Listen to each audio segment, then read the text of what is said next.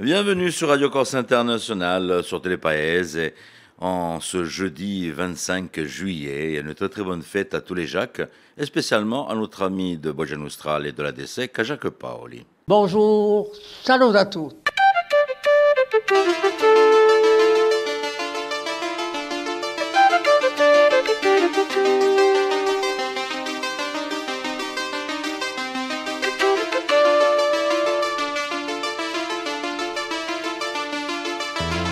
All'ascolto di Radio Corsica Internazionale, prima Radio Corse.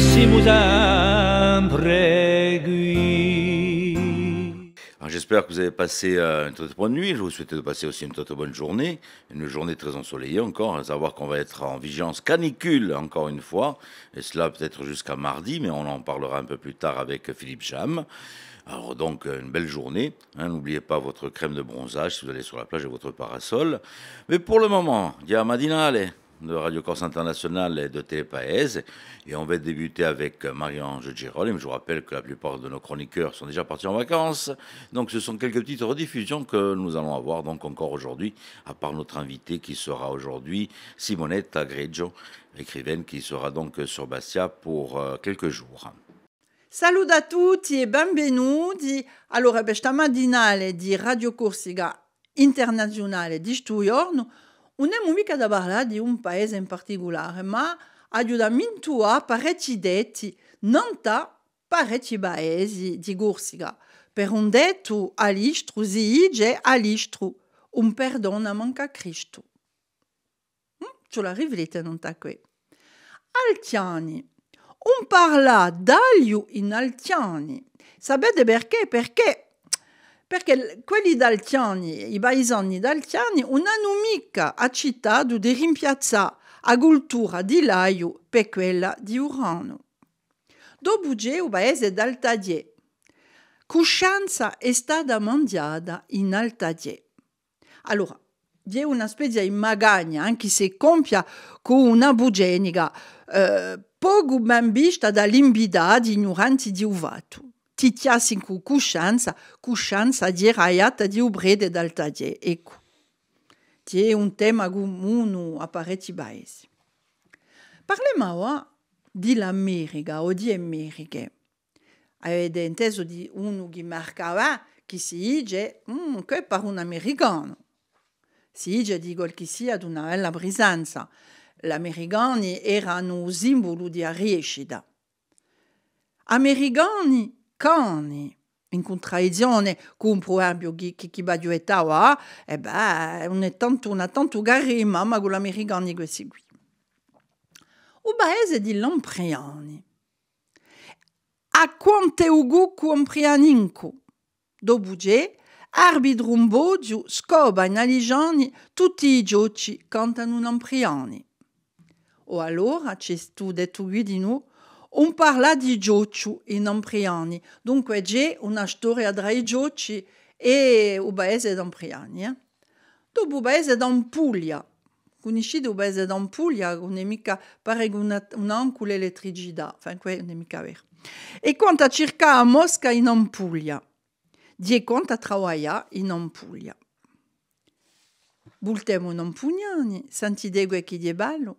In Ampugnani c'è 4 gioielli. Cansida, Podio, Quercedo e Mileli. Per il paese d'Anedo, Anedo, Pogulinadio e mica Vignedo. E come Calcadoglio, Pogugene e Micaloggio. Andione di Amogasa Contuale e Antisanti e come l'acqua d'Antisanti. Buonissima bare. O allora, pane d'antisanti, olio di lama e vino di abedra sono affissati ai bordi di Roma. O allora, a chi ne vuole nestante, disse il brede d'antisanti.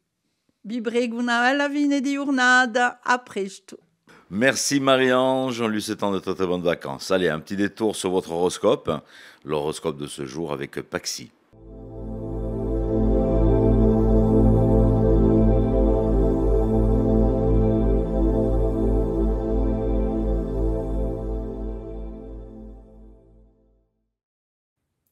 Et bonjour bonjour à tous. On va voir pour ce jeudi qu'est-ce que l'on a à vous dire. Les béliers, la chance vous accompagne, mais attention à d'éventuels coups de stress. Les taureaux, votre persévérance sera au rendez-vous, mais n'oubliez pas pour autant de profiter avec vos proches.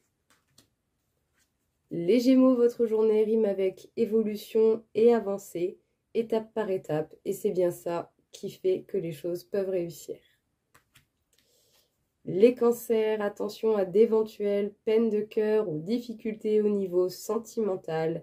Gardez l'esprit clair, restez juste et accrochez-vous à vos projets. Les lions, il va falloir savoir dire au revoir à ceux qui quittent votre vie et ce, quel que soit le plan que cela concerne. Faites un point sur ce qui se termine. Les vierges, votre envie d'équilibre et de changement va se faire particulièrement ressentir aujourd'hui. Les balances, vous allez certainement avoir pas mal d'informations à récolter éventuellement sur votre véhicule, donc gardez un œil dessus pour vous assurer de son bon fonctionnement. Les scorpions, un projet que vous mettez en place pourrait avoir de bonnes nouvelles à vous qui vous sont réservées aujourd'hui. Les sagittaires, une belle journée pleine de légèreté en perspective pour vous. Les capricornes, vous cherchez à vous fixer de nouveaux objectifs, ne négligez pas votre repos pour autant, car cela pourrait même impacter votre vie sentimentale si vous êtes un petit peu trop sur les nerfs.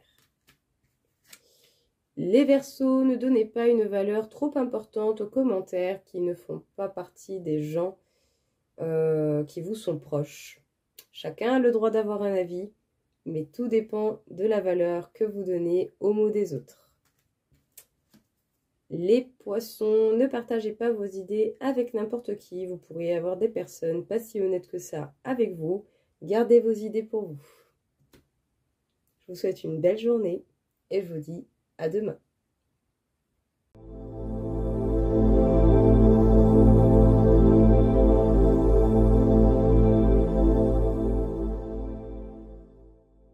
Allez, une petite idée de sortie. Donc pour demain vendredi. On va s'en aller du côté de Talonne pour rejoindre Daniel Delorme qui va vous proposer donc sa pièce Tous les mots qui nous viendront donc pour cette belle pièce à partir de 21h. Puis je vous rappelle qu'à partir du 29 juillet donc va débuter donc à Mostra Teatrale, le festival des villages du Nebbio. Donc du 29 jusqu'au 4 août, on en reparlera un tout petit peu dans la matinale de demain pour donner le programme un peu des villages du Nebbio pour Mostra Teatrale. Pour le moment, un petit clin d'œil sur la météo et puis un point information avec Philippe Cham.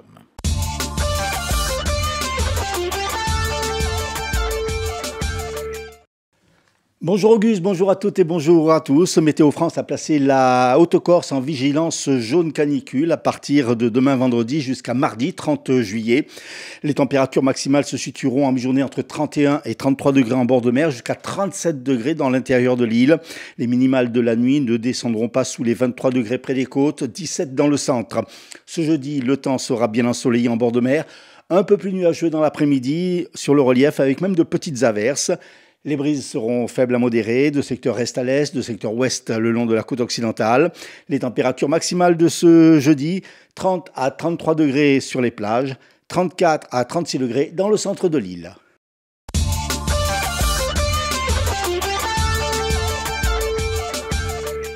L'homme touché par plusieurs balles mardi à Porto Vecchio est décédé hier des suites de ses blessures. Si en fonction des déclarations de témoins, la piste privilégiée par la justice est celle d'un différend entre automobilistes, toutes les autres pistes sont toutefois explorées, a indiqué le procureur de la République d'Ajaccio hier. Ouverte pour tentative d'homicide volontaire, l'enquête a aujourd'hui été requalifiée en homicide volontaire par le procureur. Ce dernier a souligné qu'un témoin arrivant en sens inverse avait déclaré voir un véhicule semble-t-il avoir un comportement erratique sur la route, faisant des zigzags, destinés selon lui à gêner la progression du véhicule situé derrière lui. Toujours selon des témoins, la victime, Dimitri Ribot, 38 ans, domicilié à Lecce, aurait immobilisé sa voiture et se serait dirigé vers le conducteur du véhicule qui se trouvait derrière lui. C'est à ce moment-là que les coups de feu auraient retenti. À cette heure, le tireur n'a toujours pas été identifié. Un homme grièvement blessé lors de l'incendie d'un bateau entreposé près d'un local à Mezzaviglia. Souffrant de sévères brûlures, la victime a été évacuée sur le centre hospitalier d'Ajaccio. On ignore pour l'heure l'origine de l'incendie. Et puis, suite à un accident de plongée, la SNSM de Propriano est intervenue hier pour évacuer un plongeur sur le centre hospitalier d'Ajaccio où il a été placé en caisson hyperbare. La peine de prison infligée il y a quelques mois à un chef d'entreprise, confirmée hier par le tribunal d'appel de Bastia. En mai dernier, le tribunal correctionnel avait condamné ce chef d'entreprise à 2 ans de prison, dont 1 an ferme avec mandat de dépôt. Il était accusé de violence sur l'un de ses ouvriers et d'une tentative d'intimidation envers un inspecteur du travail dans l'exercice de ses fonctions. Le condamné reste donc en détention. Le plan territorial de la prévention et de gestion des déchets sera en débat ce jeudi à l'Assemblée de Corse. Ce plan élaboré par l'exécutif entend donner la priorité au tri à la source, mais aussi à la valorisation énergétique pour une partie des déchets.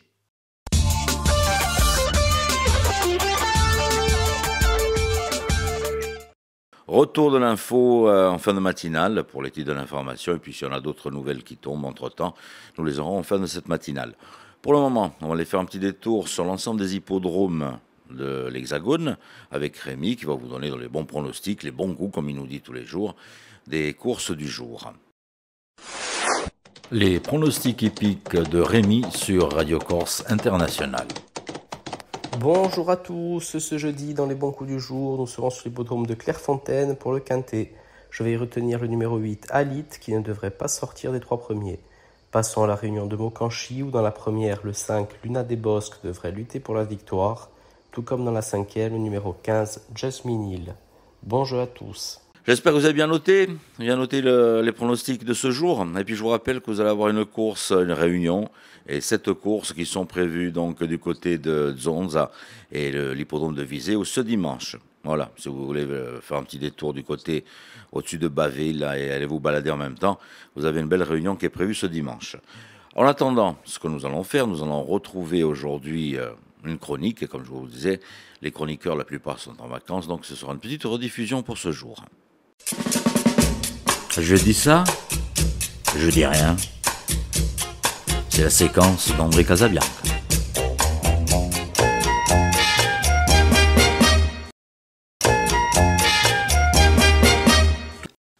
« 1874-2024 ». Alors j'ai fait mes petits calculs, là. J'ai sorti ma calculette, ça fait 150 ans. Oui, d'accord, bon, 150 ans, mais de quoi 150 ans? Eh bien, c'est l'impressionnisme, c'est la date exacte de la naissance de l'impressionnisme. L'impressionnisme, la première exposition, c'est vraiment de 1874, c'est au 35 boulevard des Capucines à Paris. Alors, qui avait-il ce jour-là et même ces jours-là? Il y avait évidemment Claude Monet, il y avait évidemment Camille Pissarro, Berthe Morisot et tant d'autres, Degas, Cézanne. Tout cela, ils étaient réunis pendant une quinzaine de jours pour une grande exposition. Au début, l'impressionnisme, ça n'a pas marqué les esprits. On peut même dire que les journalistes se sont vraiment pas privés de rigoler et de dire « Oh là là, c'est vraiment facile tout ça ». Mais alors, qui a donné le point de départ un petit peu de l'impressionnisme? Et c'est encore Oscar, parce que c'est son prénom, le premier petit prénom de Claude Monet, c'est Oscar Claude Monet, avec un tableau qui s'appelle « Impression du soleil levant ».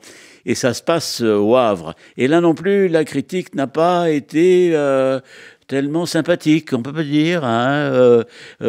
C'était pas traité de nulos, mais quand même pas terrible. Bon, maintenant, évidemment, c'est le plus grand morceau de l'histoire de la peinture, c'est quand même l'impressionnisme.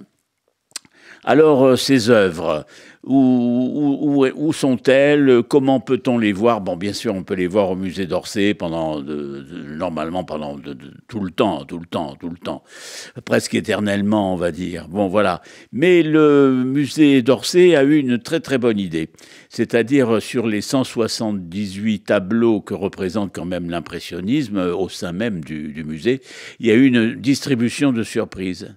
Et alors, oui, ben alors là, c'est pas évident parce que là, il y a des grands tableaux. Les grands tableaux, c'est disputé. Qui c'est qui va avoir ci, qui c'est qui va avoir ça. Bon.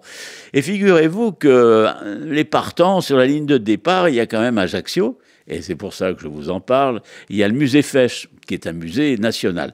Alors le conservateur, au début, voulait des œuvres de Caillebotte, mais on lui a donné quand même le pont japonais, les nymphéas de Claude Monet. Alors je suis allé par curiosité et puis par amour de la peinture, évidemment. Donc je suis allé voir ce tableau qui doit faire 88 cm sur 92, enfin voilà.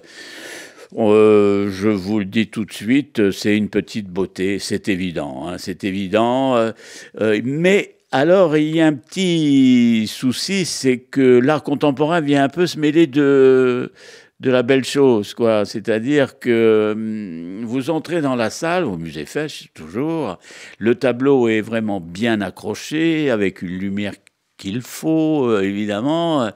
Mais quand on arrive, il y a des œuvres on peut dire, d'un peintre actuel, quoi, Fabrice Sibert. Alors ce peintre a fait de très beaux tableaux pour illustrer à sa façon, on peut dire, pasticher un petit peu le pont japonais de Claude Monet. Bon, là, tout va bien, plus ou moins, ça a un côté sympathique, même attractif pour les enfants, il y a un jeu, etc., etc. Il a trouvé l'idée de mettre des bassines de toutes les couleurs, devant le tableau ou à côté. Bon, alors les enfants s'en amusent et tout. Mais enfin, protection de l'environnement, j'ai l'impression que le plastique, c'est quand même un lien avec le pétrole aussi. Bon, allez, mais on va pas être trop méchant parce que c'est une façon aussi de donner un clin d'œil, de faire un clin d'œil à l'œuvre de Claude Monet, la nature, voilà, les saules, les nymphéas, enfin voilà. Mais c'est une vision très, on peut dire très très très personnelle. Alors Fabrice Hibert, il s'est fait remarquer. Il a le plus gros savon du monde, un savon de 22 tonnes qu'il a promené sur un camion. Parce que dans l'histoire de l'art, il faut quand même un peu faire ce que les autres n'osent pas faire. Hein, parce que si vous restez avec votre petit pinceau, votre petit jardin, vos roses et vos trucs, et tous les modèles magnifiques, mais bon, très innocents, on peut dire que pratiquement, vous pouvez vivre votre vie chez vous sans aucun problème. Personne ne viendra vous embêter. Bon, ben enfin, là, quand même, l'événement, parce que c'en est un d'avoir un tableau de Claude Monet. En tout cas, c'est tout un petit peu ce que je vais vous dire aujourd'hui. C'est ça, c'est-à-dire que dans tous les musées, ou du moins dans une trentaine, on va dire, n'exagérons pas, dans une trentaine de musées, le public a pu voir, qu'il soit à Limoges, qu'il soit à Tourcoing, ou j'en sais trop rien, ou à Brest, ils ont pu voir un tableau des impressionnistes. Et nous, je le répète, nous avons quand même cette chance. Donc Ajaccio, c'est pas très loin, et vraiment, vraiment, je vous invite à aller voir le tableau de Claude Monet. Je dis ça, je dis rien. C'est la séquence d'André Casabianca.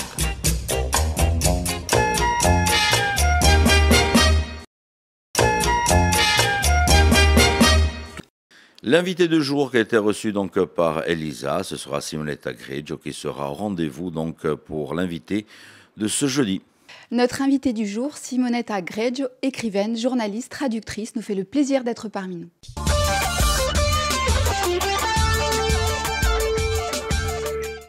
Simonetta Greggio, bonjour. Bonjour. Nous sommes ravis de vous accueillir. Ravie. Vous êtes à Bastia pour quelques jours, pour résidence d'écriture, une semaine riche en création, en travaux, en événements. Alors ma première question, pourquoi être venu à Bastia?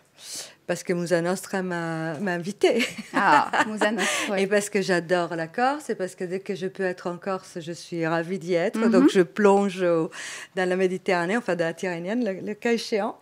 Et j'arrive, parce que vraiment, je trouve que Musa Nostra fait un travail extraordinaire de mise en valeur de la culture. On en a très, très besoin. On a besoin de réfléchir, on a besoin de lire, on a besoin de penser. On a besoin de repenser le monde. Et je trouve que Musa Nostra donne vraiment un coup de main aux écrivains pour ça. Et notamment dans cette résidence d'écriture que je trouve que cette initiative est formidable, parce que ça permet de s'installer un petit peu, pas mordi e fuggi comme on fait d'habitude, mais voilà, on s'installe, on respire, on comprend des réalités qui sont un peu différentes des réalités du continent. Moi, je suis italienne, mais je suis quand même une écrivaine française, donc je connais un peu les deux choses. Et puis, j'adore être ici pour plein de raisons. D'abord, la beauté, et en plus, j'adore les Corses. Enfin, c'est vraiment mon petit péché mignon. Et voilà, je trouve que il y avait quelqu'un qui disait patriote, mais pas nationaliste. C'est mon cas pour l'Italie, et ce que je trouve intéressant aussi chez mes amis en Corse. Voilà. Très bien. Je sais qu'en fin de semaine, ce samedi 27 juillet, vous animerez 2 ateliers d'écriture au sein du siège de Musa Nostra. Moi, j'avais une question vraiment de curieuse. Comment vous définissez votre rôle au sein d'un atelier d'écriture? Alors, je trouve qu'il faut donner la main aux écrivains en herbe. Je trouve que ceux qui lisent beaucoup, qui ont souvent envie d'écrire, ont besoin qu'on leur passe le témoin. Et un écrivain, pour moi, avant d'écrire, était toujours quelqu'un qui détenait un peu quelque chose de magique. Je me disais, mais en fait, c'est elle ou lui qui a la baguette pour me donner la confiance. C'est vrai. Voilà. C'est comme ça que, en tout cas, moi, je le conçois. Voilà. Mais c'est comme ça. C'est-à-dire qu'il y a quelqu'un qui vous dit, tu peux le faire. Tu peux le faire et qui vous donne l'autorisation de le faire, quelque part. Et cette autorisation vous sert à déboucher ce qui en vous est un peu fermé peut-être, ou comment dire, il y a tant d'entre nous qui ont besoin de parler, qui ont besoin de dire, qui ont besoin de raconter leur version, qui ont besoin d'un narratif qui parle de ce qu'ils sont vraiment. Chacun d'entre nous est un individu à part. Et donc, toutes ces choses ne ressembleront jamais à Baudelaire, à Rimbaud, à John Didion ou à Marguerite Duras. Ce qui sera bien, ce sera vraiment que la personne qui a besoin d'écrire puisse être elle-même. Et ça, je crois que je peux le faire parce que je l'ai fait pour moi-même et donc je le fais aussi pour mes élèves. J'imagine que ce sera une journée formidable. J'espère. Pleine de plaisir et de créativité. J'adore ça. Je le fais aussi souvent pour l'école Les Mots à Paris. Et c'est avec grand enthousiasme que j'aborde à chaque fois la lecture de ces textes qui sont palpitants, qui sont vierges, où personne n'a jamais posé les yeux. Et j'avais mon premier éditeur, Jean-Marc Roberts, qui est un éditeur légendaire, qui est mort en 2013, en nous laissant tous un peu orphelins, tous et toutes. Il disait vraiment, moi j'ai un côté voyeur. Quand je lis un texte, j'ai besoin de m'immerger dans une réalité qui n'a jamais encore été explorée. Et bien moi, c'est la même chose. Parfait. Nous avons hâte d'être à samedi. Ici, nous avions très, très envie de vous entendre parler, évidemment, de votre 15e très beau roman, Mes nuits sans Bardot, qui a paru ce printemps 2024 chez Albin Michel. Alors, pour que nos auditeurs et téléspectateurs, évidemment, puissent bien comprendre les choses, dans ce roman très profond, juste, sensible, vous faites entendre 2 voix. La voix d'une narratrice qui va chercher à approcher au plus près la vérité, je dirais, de Brigitte Bardot, du fonctionnement, du personnage de cette femme qui est Brigitte Bardot, cette icône absolue. Et une seconde voix, qui est la voix de Bardot même, qui s'exprime avec beaucoup de nostalgie sur ses souvenirs, sur cette vie extraordinaire. Vous vous dites que c'est d'ailleurs, vous écrivez très justement, une véritable chevauchée sauvage. Vous aviez déjà consacré un roman à la brillante Elsa Morante, je l'ai apporté d'ailleurs, ici, Elsa, mon amour. Pourquoi avoir porté cette fois-ci votre choix sur l'icône Bardot ? C'était un peu un hasard, comme beaucoup de choses de la vie. J'ai fait une grande traversée France Culture sur Brigitte Bardot, donc 10 heures sur Brigitte Bardot. Oui, et c'est 6 mois de travail quand même, avec une brillantissime réalisatrice qui s'appelle Julie Bérécy, avec laquelle j'ai travaillé beaucoup à France Culture. Et on s'est retrouvés à aborder une femme qui est hyper connue, mais qui en fait est très mystérieuse. Exactement. Parce qu'en fait... Tout le monde sait plein de choses, mais c'est comme si, vous savez, un magicien qui vous montre la main droite pour cacher la main gauche. Elle, c'est la même chose. Et donc, cette femme qui n'était pas forcément ma tasse de thé, parce que je me disais, bon, c'est quoi cette vieille réac qui dit beaucoup de conneries, qui s'est complètement... qui c'est devenue la madone des animaux, tout ça. Enfin, j'avais un a priori un peu stupide, en fait. Et je me suis aperçue que cette femme... a un cœur grand comme une maison, qu'en fait, heureusement qu'elle est là vraiment pour les droits des animaux, que grâce à elle, il y a plein de choses qui ont changé dans ma vie, mais vraiment, c'est-à-dire que moi, pendant très longtemps, j'ai été critique gastronomique avant de devenir écrivaine, donc je mangeais le monde entier. J'ai mangé des singes, des pitons, des crocodiles, je ne sais pas ce que je n'ai pas mangé dans ma vie. Et bien, vous savez quoi ? En fait, grâce à l'étude, je dirais, de cette femme, j'ai retrouvé le végétarisme de mon enfance, qui était un végétarisme très respectueux des animaux. Pourquoi je devrais manger quelque chose de vivant et qui a autant le droit d'être sur Terre que moi ? Et je suis redevenue celle que j'étais.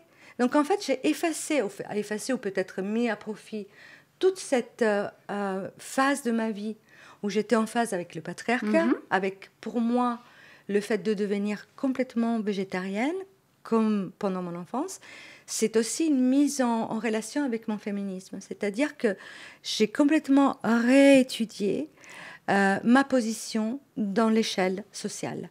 Et ça a été incroyable à quel point ça m'a recentrée. Donc voilà, c'est étrange. Une blonde qui devrait être une blonde idiote, icône sexuelle, machin. Eh ben non, pour moi, ce qui s'est passé, ça a été de l'ordre vraiment de la remise en état et remise en question de ma féminité et de la manière de laquelle je vis dans le monde, en fait. C'est intéressant ce que vous dites parce qu'au fil du roman, il y a 2 portraits qui se dessinent. Le portrait, évidemment, de bébé et, me semble-t-il, le vôtre. Oui, c'est celui de la narratrice qui vous ressemble. C'est vrai. Et ces 2 femmes partagent des souffrances, des blessures, des solitudes, des chagrins d'amoureuses passionnées.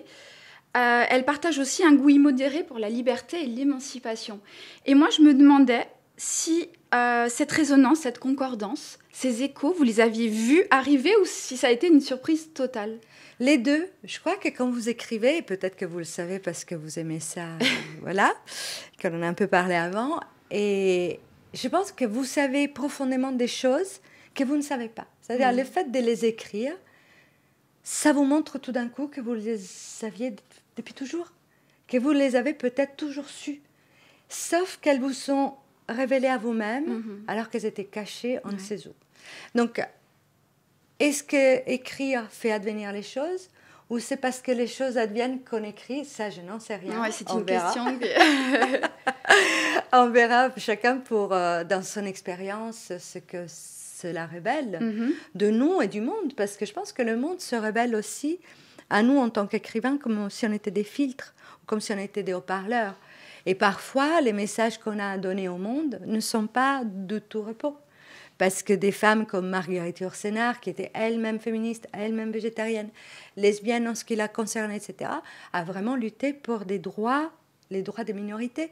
Et cette femme qui est quand même un monument national, c'est quand même drôle, cette femme qui a été la première admise à l'Académie française, la première chose qu'on lui a demandé, c'est est-ce que vous avez quelqu'un en tête, est-ce que vous voulez rencontrer quelqu'un? Quelle est la personne qui vous ferait vraiment plaisir de rencontrer? Elle a dit Brigitte Bardot. On n'aurait jamais cru que ces 2 femmes si différentes. Vous aussi, vous auriez pensé je me dis non, maintenant j'ai une réflexion, je me dis peut-être qu'elle avait saisi la complexité que personne n'avait entrevue. Ouais. Pourquoi? Parce qu'elle était ultra sensible, donc écrivaine. Je crois que c'est une question donc de sensibilité. Très grande écrivaine. Voilà, et je pense que j'aurais adoré être une petite souris pour voir comment ces deux femmes se sont rencontrées une nuit d'orage à la Madrague, comment elles ont bu une bouteille de champagne, comment elles ont partagé une plaquette de chocolat et comment elles se sont parlé. Parce que Yourcenar était sublime quand même, jeune fille, elle était sublime. Elle avait une particularité, c'est qu'elle était vraiment, elle aimait les femmes. Donc, sa voix sentimentale a été très difficile. Ça a été vraiment je ne sais pas si vous avez lu Alexis ou Le coup de grâce, qui est l'un des premiers livres un peu qui a eu du succès de Yourcenar, avant donc les Mémoires d'Adrien, les grands monuments des mémoires. Mais là, elle met vraiment en scène son mal-être sentimental, ses chagrins d'amour. Vous croyez qu'elle s'est confiée à Bardot? Je pense que oui. Ah, d'accord. Je pense que de femme à femme, elles ont dû vraiment discuter. Voilà, c'est pour ça que j'aurais aimé être une petite Je souris. comprends. J'en finis avec cette voix de Bardot. Parce que la structure de votre roman est originale. Il y a cette narratrice qui lui écrit des lettres qui restent sans réponse, en fait, pleines d'interrogations, pleines d'angoisse. Silence total. Mais de l'autre côté, on entend quand même Bardot, comme ça, qui jette ses souvenirs. Et ce qui était vraiment... qui avait un goût particulier, c'est que j'ai presque entendu le phrasé de Bardot avec sa gouaille. Ça a été jubilatoire pour vous, ça, non? Oui, complètement. Parce que je me suis immergée dans la phrase parlée de Bardot, qui est très particulière. Elle a un côté traînant. Elle parle très bien. C'était une fille qui venait quand même d'une grande famille très bourgeoise, une éducation parfaite. Elle aurait pu être danseuse étoile. C'est pas une pauvre petite Marilyn, sublimement belle, mais qui n'avait aucune... Enfin, qui était née d'une femme folle, dans un endroit... où elle était... pas de structure, pas de... Oui, surtout pas de protection sociale. Pas de protection. Brigitte Bardot avait une sacrée protection sociale. Cette espèce de gouaille... C'était une gouaille du 16e arrondissement, donc très très chic quand même.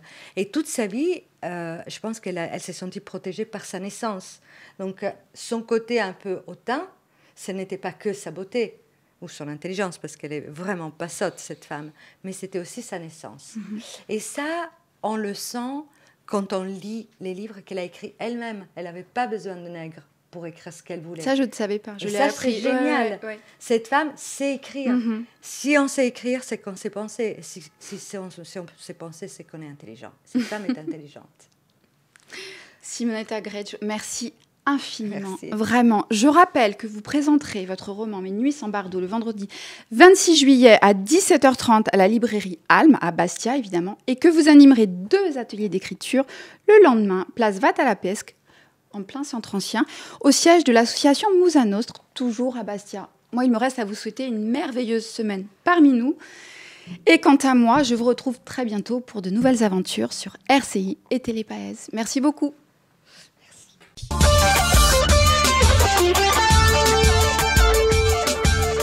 Merci à Elisa, merci à Simonetta Gretsch donc d'avoir été l'invité de ce jour.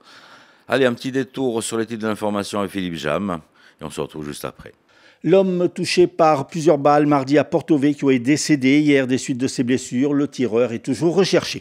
Un homme a été grièvement blessé lors de l'incendie d'un bateau entreposé près d'un local à Mezzaviglia, souffrant de sévères brûlures. La victime a été évacuée sur le centre hospitalier d'Ajaccio. Et puis le plan territorial de prévention et de la gestion des déchets en débat ce jeudi à l'Assemblée de Corse. Météo, attention, la canicule arrive. Voilà, c'est la fin de la matinale. On vous donne rendez-vous demain matin. Je vous rappelle que demain sera la dernière de la saison. On va partir en vacances. On a déjà préparé nos crèmes de bronzage, comme notre technicien qui est juste à côté de moi, là, Michel Vincent, qui est déjà en maillot. C'est demain, Michel. C'est demain les vacances. C'est pas aujourd'hui. Il nous reste encore une matinale. Voilà, donc, et puis voilà, on va se retrouver demain de nouveau avec l'ensemble de nos chroniques.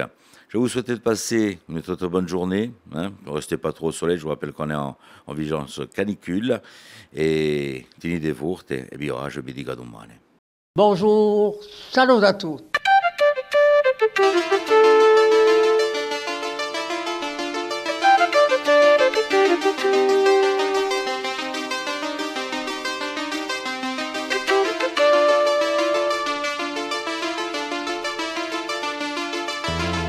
All'ascolto di Radio Corsica Internazionale, prima Radio Corsica. Siamo sempre qui.